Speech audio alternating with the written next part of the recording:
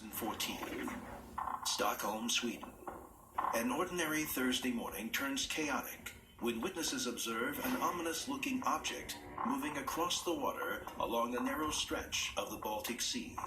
The Stockholm sightings were spectacular. Hundreds of witnesses were looking out, pointing at this strange object. It seemed to be traveling just below the sea, and then on occasions it would come out and broach the surface, and everyone was looking and pointing and wondering what the heck this thing was. Over 100 calls pour in to authorities reporting the strange object. Witnesses agree it's about a half-mile offshore and heading up the coast, and fast.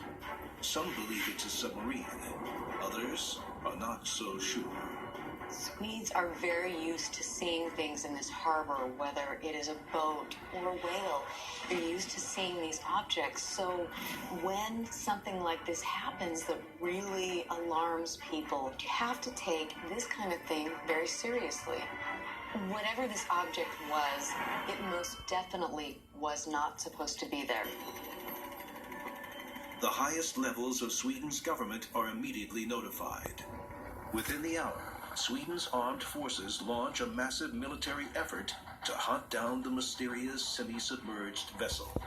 A craft being seen in the water could essentially be a submarine or an enemy encroachment into the area where it should not be. And so the military took this very seriously in Sweden, and it was one of the biggest military operations for them to go out and try and identify what this craft actually was. They had aircraft up, they had patrol boats, they were scanning with sonar, they even dropped depth charges. This was the largest military response since the end of the Cold War. The Swedish government took this extremely seriously. To them, they viewed this as a security threat. Swedish intelligence suspect the unidentified craft belongs to Russia. But Moscow denies having any ships or submarines in the area, a claim later confirmed by U.S. military. Other nearby nations also deny any involvement. Now, the Swedish have a highly sophisticated navy, all sorts of high-tech equipment and skilled operators. So, if this was a submarine, how did it slip through the net? After a thorough investigation, Sweden's military released what they claim is evidence of the submarine's tracks on the seafloor. The sonar image at the bottom of the Baltic Sea shows that there was something there. We don't know what it is, but clearly something made that impression. And to make that strong of an impression in the sand takes a lot of weight. If a submarine did that, that would not seem to be a very wise move. You wouldn't want to be dragging a submarine along an ocean floor, to say the very least. So this is an odd thing, for sure. For some intelligence analysts, the facts simply do not add up.